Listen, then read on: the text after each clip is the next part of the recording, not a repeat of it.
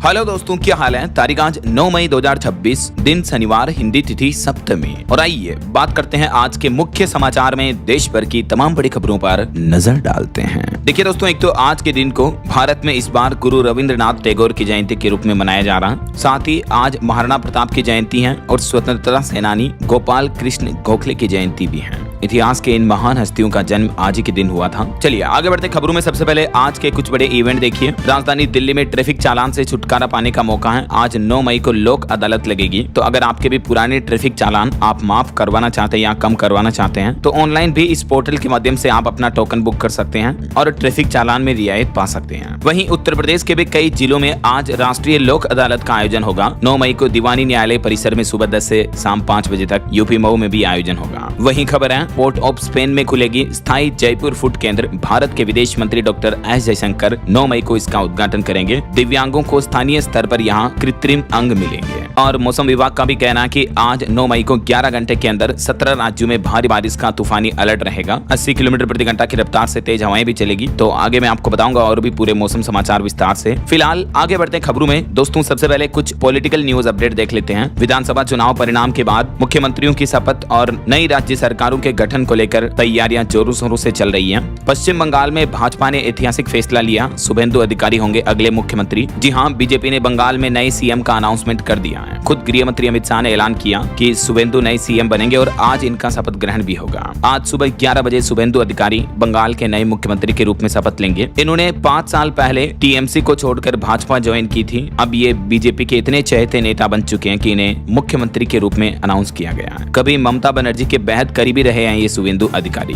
जब ये टीएमसी में थे, अब तो टीएमसी से बीजेपी में आ चुके, तो अब बंगाल के भाजपा के पहले मुख्यमंत्री भी होंगे।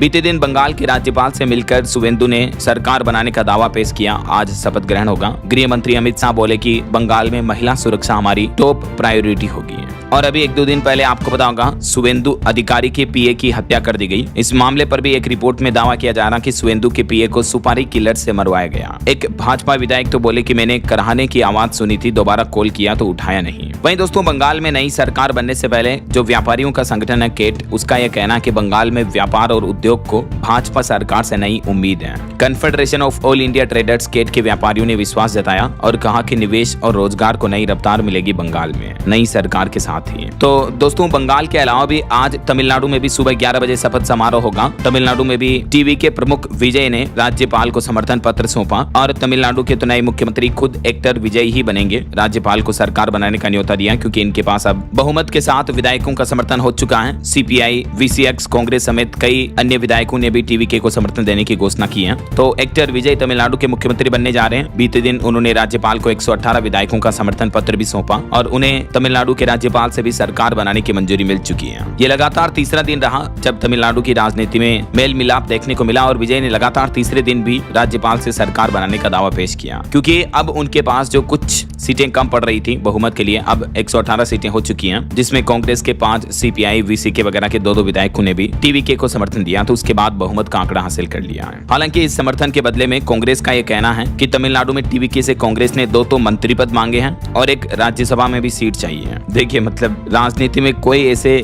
मुफ्त में समर्थन नहीं देता है। सरकार बनानी है तो ये कांग्रेस की शर्तें हैं। इधर कांग्रेस में कुछ कंट्रोवर्सी भी देखने को मिल रही है। डीएम के सांसद लोकसभा में अब कांग्रेस के साथ नहीं बैठेंगे। टीवीके को समर्थन देने से नाराज हुए तो अखिलेश यादव ने भी तंज कसा कि हम मुश्किलों में साथ नहीं छोड़ते हैं। तो ये दोस्तों कुछ पॉलिटिकल माहौल चल रहा है। और चलिए आगे बढ़ते हैं खबरों में। अब कुछ ईरान, इजराइल, अमेरिका जंग से जुड़े बड़े अपडेट देख लेते हैं। देखिए ईरान और अमेरिका के बीच फिर से टकराव बढ़ा। ईरान ने एक तेल टैंकर जब्त कर लिया है। अमेरिका ने भी 2 जहाज रोके। हॉर्मुज रूट में तनाव अभी भी बरकरार है। और इन जंग के हालातों के बीच भारत के लिए एक बुरी खबर तो ये आई दोस्तों कि अमेरिका और ईरान के हमले में गुजरात का एक जहाज डूब गया। यहाँ तक कि इसमें एक भारतीय की तो मौत हो गई। हालांकि इस जहाज के 17 क्रू मेंबर्स को बचा लिया गया। ये जहाज दुबई से यमन जा रहा था। ईरान और अमेरिका की नेवी के बीच बीती रात हॉर्मुज स्ट्रेट में जो फायरिंग हुई उसकी चपेट में आ गया गुजरात का एक मालवाहक जहाज और ये जहाज डूब गया। ये जहाज गुजरात के द्वारका जिले के सलाया का था। इसमें ये एक भारतीय क्रू मेंबर की मौत हो गई। इस घटना पर अब भारत सरकार ने, विदेश मंत्रालय ने भी आपत्ति जताई है। ईरान अमेरिका दोनों को फटकार भी लगाई है।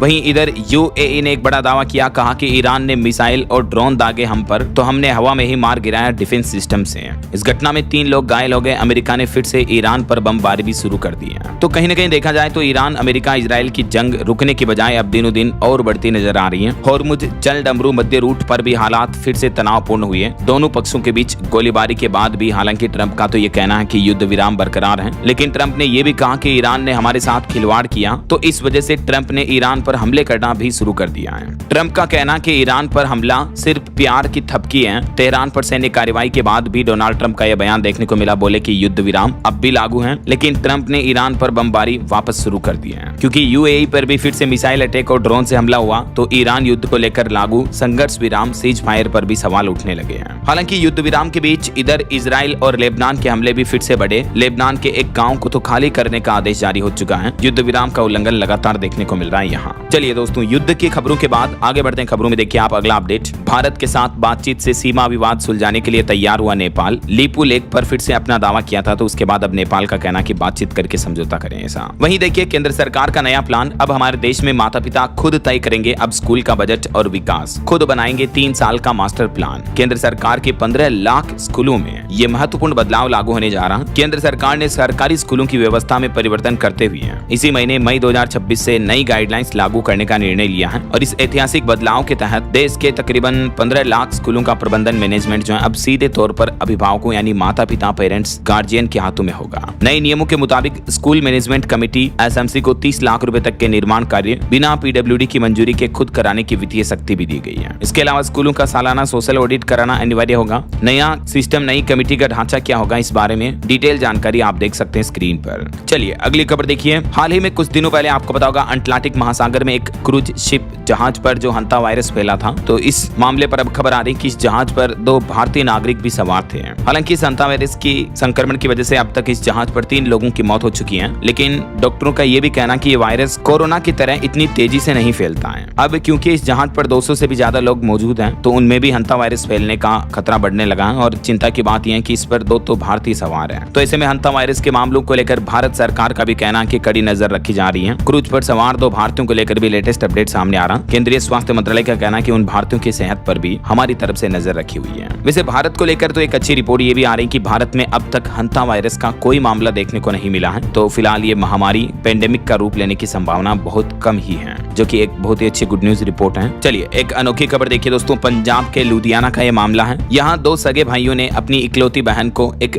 घर गिफ्ट किया। 175 गज में एक घर बनाओ जिसकी कीमत तकरीबन 50 लाख रुपए है। सरप्राइज दिया बहन को। इसे देखकर फुट फुट कर रोने लगी बहन। देखिए आज के जमाने में भी इस तरह के भाई बहन देखने को मिलते हैं। इतना प्यार और इतना बहन के लिए भाइयों का त्याग वाकई में तारीफ काबिल है ना। चलिए अगली खबर देखिए। बिहार में भी मुंबई जैसा मामला देखने को मिला। तरबूज खाने से 8 लोग बीमार हो गए। इन लोगों में उल्टी, दस्त, बुखार जैसे लक्षण दिखे। उसके बाद अस्पताल में भर्ती कराया गया, जिसमें एक तो प्रेग्नेंट महिला की हालत काफी गंभीर बताई जा रही है। हाल ही में दोस्तों आपको पता होगा मुंबई के जे मार्ग इलाके में तरबूज खाने से एक ही परिवार के 4 सदस्यों की मौत की खबर सामने आई थी। तो इस मामले पर भी अभी तक जांच चल रही है कि ये मौत इस तरह की घटना थी या कोई हत्या थी, क्योंकि जब इन लोगों की टेस्ट रिपोर्ट की गई तो पता चला कि तरबूज खाने से इन लोगों की मौत नहीं हुई थी, बल्कि चूहा मारने की दवा की वजह से इन 4 लोगों की जिंदगियां गई थी। राइट, मैंने आपको अभी एक दिन पहले इस डिटेल रिपोर्ट का एनालिसिस भी बताया था कि न तरबूज न चिकन बिरयानी की वजह से इनकी मौत हुई थी, बल्कि मुंबई में 4 लोगों की मौत के मामले में खुलासा हुआ है कि चूहों की दवा को मारने के लिए इस्तेमाल किए जाने वाला पॉइजन जो रसायन है वो इनके शरीर में पाया गया, और अभी इस मामले की जांच चल रही है कि वो रसायन, वो केमिकल जहर इनके शरीर में कैसे पहुंचा। लेकिन जब से ये खबर सामने आई उसके बाद से देश भर के कई राज्यों में, कई इलाकों में भी तरबूज की बिक्री में बड़ी गिरावट देखने को मिली, और अब बिहार में ये एक और ऐसा ही मामला सामने आने की खबर आई है, जिसमें शुरुआती रिपोर्ट में बताया जा रहा है बिहार के बक्सर का ये मामला है। तो शुरुआती रिपोर्ट के बाद अब देखते हैं इस मामले की भी जांच के बाद क्या नया खुलासा सामने आता है। आगे जो भी अपडेट आएंगे मैं आपको बता दूंगा। वैसे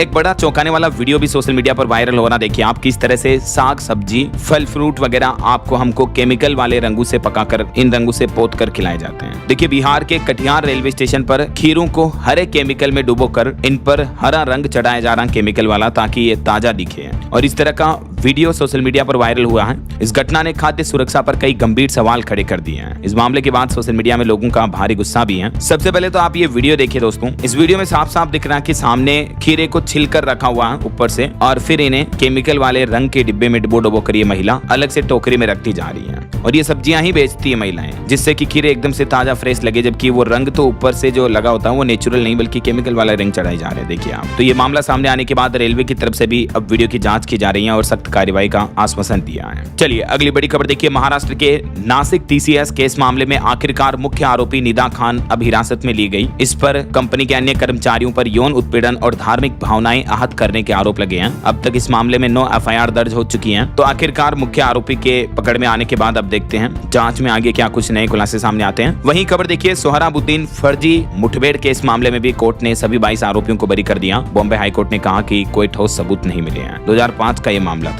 चलिए अगली खबर देखिए। मोबाइल फोन लॉन्चिंग पर खबर है। itel का A100C स्मार्टफोन लॉन्च हो चुका है और इसका प्राइस 8000 रुपए है। चलिए खबर आ रही है कि रिपोर्ट देखिए। MS धोनी क्रिकेटर जो है वो झारखंड और बिहार दोनों राज्यों के सबसे बड़े टैक्स पेयर बन चुके हैं। खुद आयकर विभाग की तरफ से ये खुलासा किया गया। वहीं कनाडा रहने वाले भारतीयों के लिए भी अच्छी खबर देखिए आप। कनाडा में परमानेंट रेजिडेंस के फ्रॉड पीड़ितों को मुआवजा मिलेगा। ऐसे भारतीय या कोई भी प्रवासी जिन्होंने PR ले रखा, उनके साथ अगर किसी तरह का कोई फ्रॉड हो जाता है तो उन्हें मुआवजा दिया जाएगा। और कनाडा में नया नियम 15 जुलाई से ही लागू होगा। इससे हजारों भारतीयों को राहत मिलेगी। चलिए सोना चांदी के भाव पर खबर है। चांदी 802 रुपए बढ़कर 2,56,000 रुपए प्रति किलो पहुंची। इस साल चांदी की कीमत 25,000 रुपए तक बढ़ चुकी है, जबकि सोना मामूली 71 रुपए गिरकर अभी 1,51,000 रुपए प्रति 10 ग्राम चल रहा है। और भी अलग अलग कैरेट के हिसाब से गोल्ड का प्राइस आप देख सकते हैं स्क्रीन पर। चलिए खबर देखिए। हरियाणा गुरुग्राम में सद्भावना यात्रा में राहुल गांधी बोले कि इससे हरियाणा को फायदा होगा। गुरुग्राम में ब्रिजेंद्र सिंह के साथ वो 1 किलोमीटर पैदल भी चले। उन्होंने ये भी कहा कि एप्स्टीन फाइल में PM की भी हिस्ट्री है। और खबर है कश्मीर की सुरक्षा को लेकर नया प्लान देखिए। कश्मीर में अब एडवांस हथियारों वाली 1500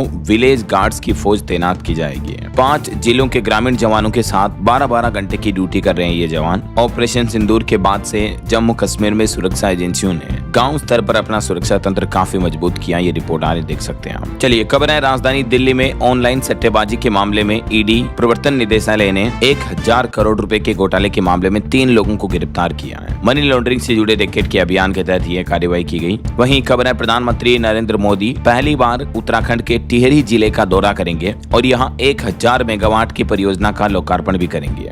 रिपोर्ट के मुताबिक इसी महीने मई के अंत में या जून फर्स्ट में टिहरी आ सकते हैं PM मोदी, ऐसा। और अगली बड़ी खबर देखिए। चीन ने पहली बार माना कि ऑपरेशन सिंदूर के दौरान हमने पाकिस्तान को मदद की थी। अभी हाल ही में ऑपरेशन सिंदूर की पहली वर्षगांठ के मौके पर चाइना की तरफ से खुलासा सामने आ रहा। साउथ चाइना मॉर्निंग पोस्ट की रिपोर्ट के मुताबिक चीन के सरकारी चैनल CCTV पर एक इंटरव्यू में चीनी इंजीनियर जांग हेंग ने यह बात कही है। उन्होंने ये भी बताया कि वे पाकिस्तान में ही रहकर पाकिस्तान को तकनीकी मदद दे रहे थे जब भारत पाकिस्तान के बीच जंग चल रही थी ऑपरेशन सिंदूर के दौरान, जबकि इससे पहले चाइना ने खुद ये नहीं कहा कि हमने पाकिस्तान को मदद की थी। ये तो अब चीन के एक इंजीनियर का कबूलनामा देखने को मिल रहा। देखिए आप, पाकिस्तान की नापाक साजिशों में चाइना ने भी साथ दिया था। हालांकि ऑपरेशन सिंदूर पर एक रिपोर्ट देखिए कि भारत के एयर ऑपरेशन के सामने कमजोर साबित हुआ पाकिस्तान का रक्षा नेटवर्क भी। इसको लेकर भी ये इंटरनेशनल रिपोर्ट सामने आ रही है। बहरहाल अभी तो अपन कुछ और महत्वपूर्ण और काम की खबरें देखेंगे दोस्तों, लेकिन फिलहाल वक्त तो चला है आज के ताजा मौसम समाचार जानने का।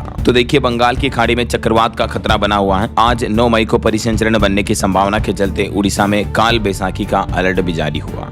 और वैसे तो आजकल देश के कई राज्यों में बारिश, ओलावृष्टि, आंधी तूफान का कहर देखने को मिल रहा है। इस वजह से मध्य प्रदेश, उत्तर प्रदेश में भी देखिए आंधी बारिश से तापमान 10 डिग्री तक घटा है। राजस्थान के जैसलमेर में पारा 45 डिग्री के पार चल रहा है। नांदेड़ में दोपहर में कोचिंग सेंटर भी बंद रखने के आदेश दिए हैं। चलिए कुछ अलग अलग राज्यों की मौसमी स्थितियां देखते हैं। सबसे पहले बात करें राजस्थान की, तो टोंक जिले में बारिश हुई बीते दिन। 6 जिलों में आंधी बारिश का अलर्ट है आज भी। और जैसलमेर सबसे गर्म रहा, हीट वेव की भी चेतावनी है। इधर मध्य प्रदेश के भी 20 जिलों में आंधी बारिश का अलर्ट है। रतलाम में पारा 43 डिग्री के पार चल रहा है। भोपाल, विदिशा में धूल भरी आंधी भी चल सकती है। वहीं उत्तर प्रदेश के मऊ में भी देखिए ओले गिरे। आगरा और जालौन में तेज बारिश हुई। सड़कों पर भरा पानी। यूपी में आज 17 जिलों में आंधी तूफान का भी अलर्ट है। छत्तीसगढ़ में भी रायपुर में आंधी बारिश हुई। 50 किलोमीटर प्रति घंटा की रफ्तार से हवाएं चलेगी। हालांकि अब तापमान 4 डिग्री तक बढ़ने की संभावना है। और बात करें बिहार की, तो राजधानी पटना समेत 7 जिलों में तेज आंधी बारिश, ओले गिरे। कई जगहों पर पेड़ टूट गए जिससे कई व्यक्तियों की मौत हो गई। एक जगह पेट्रोल पंप की दीवार ढह गई। वैशाली में बिजली गिरने से भी 2 लोगों की मौतें हो गई। आंधी बारिश ने बिहार बिहार की राजधानी पटना में भारी तबाही मचाई। अकेले पटना में ही 4 लोगों की जान जाने की खबर है। जगह जगह पेड़ गिरने से पूरा शहर अस्त व्यस्त हो गया। भीषण जाम भी लगे कई जगहों पर। अच्छा, झारखंड में देखिए, रांची, चाईबासा और बोकारो में झमाझम बारिश हुई। झारखंड में 13 मई तक वर्षा होने की संभावना है। 9 और 10 मई को बारिश का ऑरेंज अलर्ट जारी हुआ। हरियाणा में देखिए दोस्तों, 5 जिलों में आज भी आंधी तूफान के बारिश के आसार रहेंगे। 10 तारीख से एक्टिव होगा नया पश्चिमी विक्षोभ। वहीं यूपी से एक चौंकाने वाली खबर आ रही कि आंधी बारिश में ताजमहल के पत्थर भी टूटकर गिर रहे हैं। दीवारों में दरारें देखने को मिली। रॉयल गेट भी बदहाल हुआ। पूर्व इंचार्ज बोले कि अब एएसआई ठेकेदारों के भरोसे आए। वैसे तो उत्तर प्रदेश में मौसम विभाग का कहना है कि अब आज से पश्चिमी विक्षोभ का असर खत्म हो जाएगा, तो अगले एक सप्ताह के अंदर 8 डिग्री तक तापमान भी बढ़ सकता है और अब धीरे धीरे आंधी तूफान बारिश का दौर भी यूपी से खत्म होगा ऐसा। अच्छा, पहाड़ी राज्यों की बात करें तो हिमाचल में देखिए 11 से 14 मई तक बारिश के आसार फिर से रहेंगे और उत्तराखंड के सभी जिलों में बारिश की चेतावनी है। 5 जिलों में बर्फबारी की भी संभावना रहेगी। उत्तराखंड में भी 13 मई तक मौसम जो है वो खराब रहेगा। बाकी अगले 2 दिन दोस्तों, आज 9 मई और कल 10 मई को देश के अलग अलग राज्यों में मौसम के हाल क्या रह सकते हैं देख सकते हैं आप स्क्रीन पर। ओके, और चलिए मौसम अपडेट के बाद आगे बढ़ते खबरों में कुछ मार्केट अपडेट्स पर नजर डाल लेते हैं। तो देखिए, बीते दिन भी भारतीय शेयर बाजार में गिरावट देखने को मिली। सेंसेक्स 516 अंक गिरकर 77,328 पर बंद हुआ। निफ्टी भी 150 अंक नीचे 24,176 पर आया। भारतीय स्टेट बैंक एसबीआई का मुनाफा 5.5% बढ़कर 19,684 करोड़ रहा और टाटा ट्रस्ट की अहम बैठक 16 मई तक चल चुकी है। वहीं केपीआईटी के को-फाउंडर रवि पंडित का निधन हो गया। ईश्वर इनकी आत्मा को शांति दे। वहीं गोल्ड आयात पर रिपोर्ट आ रही कि इसमें बैंकों को मिलने वाली 3% आईजीएसटी छूट की फिर बहाली करेगी सरकार। आईबीजीए की तरफ से यह बयान आया है। और खबर देखिए, आधार कार्ड अपडेट करवाने के लिए अब नहीं खाने पड़ेंगे धक्के। पंजाब के जालंधर समेत 3 जिलों में नए सेंटर खुलेंगे। इन जिलों में नए सेंटर खोले जाएंगे ऐसा। वहीं आम आदमी पार्टी छोड़कर जो बीजेपी में गए सांसद संदीप पाठक व राजेंद्र गुप्ता को राहत मिली। पंजाब सरकार को हाईकोर्ट का नोटिस भी जारी हुआ।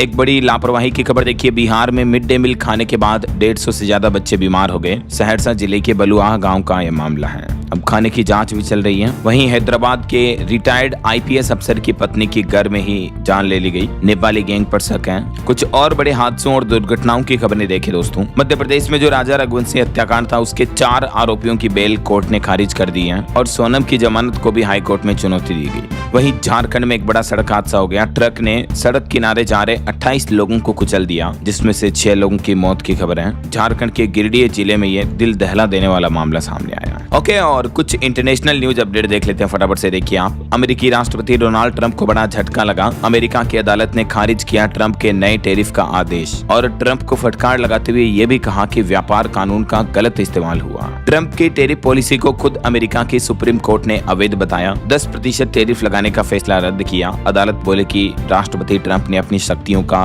गलत इस्तेमाल किया। और वहीं इधर क्यूबा पर हमले को लेकर ट्रंप का कहना है कि हमारा ऐसा कोई प्लान योजना नहीं है। ट्रंप के साथ बंद कमरे में मुलाकात के बाद बोले लूला भी। वहीं खबर है, भारत के नए राजदूत विक्रम दुरईस्वामी ने सौंपी साख पत्र की प्रति। दूतावास में आयोजित समारोह में शिरकत भी की। चाइना से ये भारत के नए राजदूत होंगे, है ना। वहीं खबर है, जर्मनी में भारतीय कामगारों की मांग बढ़ी है। यूएन में खुद जर्मन अधिकारी बोले कि स्किल्ड वर्कर्स के लिए भारत दुनिया का पसंदीदा देश है। और अमेरिका में डॉक्टरों की कमी के बीच ट्रंप सरकार ने एक और बड़ा फैसला लिया। आवर्जन आवेदनों पर लगी रोक को हटा दिया है, तो कुछ मामलों में दोबारा समीक्षा फिर से शुरू हो सकेगी ऐसा। वहीं देखिए, भारत के विदेश मंत्री डॉक्टर एस जयशंकर ने सूरीनाम के दौरे पर कहा कि कठिन दौर में साझेदारी ही प्रगति का रास्ता है। इस दरमियान सूरीनाम और भारत के बीच कई अहम समझौतों पर हस्ताक्षर हुए हैं और विदेश मंत्री का एक बयान भी देखने को मिला। उन्होंने कहा कि एक विकसित देश ने कोविड संकट के दौरान टीके की भी जमाखोरी कर ली थी, लेकिन हमने तो दूसरों की मदद की थी, ये कहना विदेश मंत्री का। हालांकि उन्होंने देश का नाम नहीं लिया। और वहीं दोस्तों, हॉर्मुज रूट के संकट पर भी खबर आ रही है कि ईरान अमेरिका के बीच 30 दिन के युद्ध विराम पर चर्चा हुई। हॉर्मुज खोलने पर भी बातचीत हो रही है ऐसा। वैसे इधर रूस और यूक्रेन के बीच भी सीज फायर टूट चुका है। रूस पर दागे सैकड़ों ड्रोन। विक्ट्री डे से पहले सुरक्षा भी बढ़ाई गई। और वहीं डोनाल्ड ट्रंप ने ईयू यानी यूरोपीय यूनियन को भी अल्टीमेटम दिया। कहा कि अगर हमारे बीच 4 जुलाई तक ट्रेड डील मंजूर नहीं हुई तो फिर हम टैरिफ और बढ़ा देंगे ऐसा। तो ये तो कुछ इंटरनेशनल न्यूज अपडेट्स चल रहे हैं और चलिए आगे बढ़ते हैं खबरों में। देखिए अगली खबर, पंजाब में फसली ऋण सीमा में 53% बढ़ोतरी पर रोक के पंजाब सरकार के फैसले को किसानों ने बताया दुर्भाग्यपूर्ण। राजधानी दिल्ली के सरकारी स्कूलों में 11 मई से गर्मी की छुट्टियां लग जाएगी और एयर इंडिया कंपनी के सीईओ ने खर्चों में कटौती के सख्त निर्देश दिए। बोले कर्मचारियों के लिए छटने का कोई खतरा नहीं है। वहीं हमारे देश में निजी बैंक बनेंगे अब दूसरे बैंकों की ताकत भारतीय रिजर्व बैंक आरबीआई नया फैसला लिया है, जिससे बैंकिंग कारोबार में पारदर्शिता बढ़ेगी। एचडीएफसी, आईसीआईसीआई, इस तरह के जो बड़े प्राइवेट सेक्टर के बैंक हैं वो अब दूसरे बैंकों के लिए एक भरोसा बनेंगे, ऐसा ताकत बनेंगे। वहीं देखिए आरबीआई ने एक और दोहरा कदम उठाया। यस बैंक और हिंदुजा फाइनेंस दोनों पर जुर्माना लगाया। बैंकों को कैपिटल नियमों में भी बड़ी राहत दी। और महाराष्ट्र सरकार ने बड़ा तोहफा दिया। अब रिटायरमेंट पर मिलेगी 50% पक्की पेंशन। जैसे पुरानी पेंशन थी ना, वैसे ही अब एनपीएस यूपीएस स्कीम में भी महाराष्ट्र सरकार जो है एनपीएस कर्मचारियों को अब आखिरी सैलरी की 50% पक्की पेंशन देगी। ऐसा फैमिली पेंशन और न्यूनतम 7,500 रुपए की गारंटी के साथ इस योजना में और भी कई नए ऐलान किए महाराष्ट्र सरकार ने, देख सकते हैं आप जानकारी। चलिए अगली खबर देखिए। सरकारी खजाने में आएंगे 34,000 करोड़ रुपए। भारतीय रिजर्व बैंक आरबीआई ने बॉन्ड नीलामी का रिजल्ट भी जारी कर दिया है, तो ये जल्द ही गवर्नमेंट के अकाउंट में जमा कर दिए जाएंगे। और रिजर्व बैंक ने एक राहत दी है। समय से पहले लोन चुकाने पर बैंक नहीं वसूल सकेंगे प्री पेमेंट चार्ज। खास करके एमएसएमई के लिए आरबीआई ने ये बड़ी राहत दी है और छोटे मझले व्यापारियों के लिए ये बड़ा फैसला लिया है। वहीं एक चौंकाने वाली खबर आ रही दोस्तों कि हमारे देश में 15 मई के बाद से ही पेट्रोल डीजल के दाम भी बढ़ सकते हैं। ऐसा पेट्रोल डीजल महंगा हो सकता है। कुछ और हेडलाइंस न्यूज सुर्खियां देखिए आप। चारधाम यात्रा में आस्था का जनसैलाब उमड़ा। अब तक श्रद्धालुओं का आंकड़ा 9 लाख के पार पहुंचा। वहीं खबर है हरियाणा निकाय चुनाव को लेकर वोट डालने के लिए कर्मचारियों को छुट्टी मिलेगी। कल 10 मई को पेड हॉलीडे का भी ऐलान किया है सरकार ने। और महंगाई पर तो एक और बड़ी खबर देखिए। रसोई के बजट पर भी महंगाई की मार दिख रही है। टमाटर और एलपीजी ने भी बिगाड़ा स्वाद। अप्रैल में 2% तक आपके घर की खाने की थाली महंगी हुई है। ऐसा चलिए खबर है उत्तर प्रदेश में स्मार्ट प्रीपेड मीटर की व्यवस्था खत्म हुई। अब व्हाट्सएप पर भी आपको बिजली का बिल मिल पाएगा। वहीं खबर है यूपी में 31 डॉक्टरों पर गिरी गाज। 5 डॉक्टर बर्खास्त किए जाएंगे। प्राइवेट प्रैक्टिस और अवैध वसूली पर यूपी सरकार ने बड़ा एक्शन लिया। खास करके ऐसे डॉक्टर जो अस्पतालों से गायब रहते हैं, टाइम पर ड्यूटी पर नहीं आते हैं, उनके खिलाफ भी सख्त एक्शन होगा। बिहार के डिप्टी सीएम की तरफ से ये सख्त हिदायत दी गई है। चलिए खबर है हजारों यात्रियों के लिए गुड न्यूज। दिल्ली फरीदाबाद के बीच चलेगी नई मेमू ट्रेन। खुद रेल मंत्री ने मंजूरी दी है, ये ट्रेन चलेगी। और यूपी रेरा ने बड़ा फैसला लिया। बिल्डरों के मनमानी पर रोक लगेगी। अवैध ट्रांसफर शुल्क के खिलाफ ऑनलाइन शिकायतें शुरू कर दी हैं और इसके लिए पोर्टल भी शुरू हो चुका है बाकायदा। वहीं खबर है पश्चिम बंगाल की जीत को गुजरात मंत्री ने बताया दूसरी आजादी। पीएम मोदी के सोमनाथ दौरे की तैयारियां भी तेज हुई। महाराष्ट्र के नासिक टीसीएस मामले के बाद अब महाराष्ट्र सरकार और सख्त हुई। सभी कंपनियों के कार्यस्थलों पर पोश कानून के कड़े पालन करने के निर्देश भी दिए। पोश जो एक पोक्सो की ही तरह महिलाओं की सुरक्षा सुनिश्चित करने वाला यौन उत्पीड़न की रोकथाम वाला कानून है, तो ये सख्ती से पालन किया जाएगा महाराष्ट्र के वर्किंग प्लेसेज पर, है ना। वहीं खबर है दोस्तों वैश्विक उथल फुथल के बीच भी भारत की 6.6% की वृद्धि दर एक बड़ी उपलब्धि है। नीति आयोग के पूर्व सीईओ का ये कहना है। और देखिए जम्मू कश्मीर रूट पर रेलवे ने भी एक नया हाईटेक सुरक्षा प्लान तैयार किया, जिस पर 362 करोड़ रुपए खर्च किए जाएंगे। जम्मू रेलवे में कुल मिलाकर कवच मॉडल विकसित किया जाएगा, ऐसा। और खबर है राजस्थान के सबसे बड़े रोपवे प्रोजेक्ट पर हाईकोर्ट ने रोक लगा दी है। आमेर, जयगढ़, नाहरगढ़ किलों को दिखाने की योजना है। चलिए कुछ और स्टेट न्यूज अपडेट देखते हैं फटाफट से। देखिए हार्ट अटैक पर एक बड़ी चौंकाने वाली खबर आ रही। देखिए आप, राजस्थान के दौसा का यह मामला है। मात्र 14 साल के बच्चे की हार्ट अटैक से मौत हो गई यार, हद होती है। अब तो 14 साल में बच्चे की उम्र ही कितनी होती है।